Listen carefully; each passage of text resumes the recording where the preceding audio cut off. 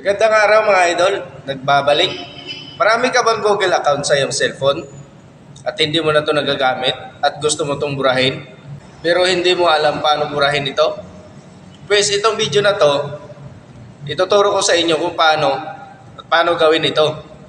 Kaya kung interesado ka sa ganitong video, panoorin mo hanggang dulo at siguraduhin mong nakapag-subscribe ka sa ating bagong channel.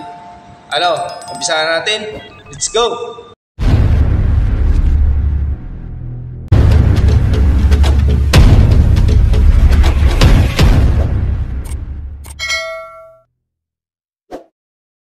Paano ba mag-delete o mag-remove ng Gmail account? Ngayon, ituturo ko sa inyo step by step. Una, i-open natin ang ating Gmail apps. Pag na-open na natin, i-click ang profile itong may bilog sa taas. Yan, pindutin lang natin.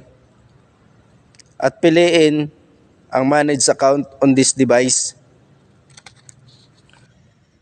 Kung umabot ka hanggang dito sa video na to, ibig sabihin nagustuhan mo. Baka pwede makahingi ng pabor. Paki-subscribe at like sa ating video. Salamat. Back to the video.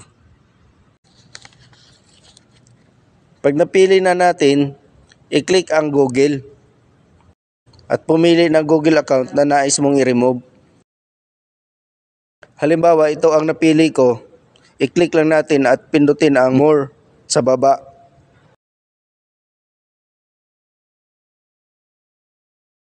At piliin ang remove account.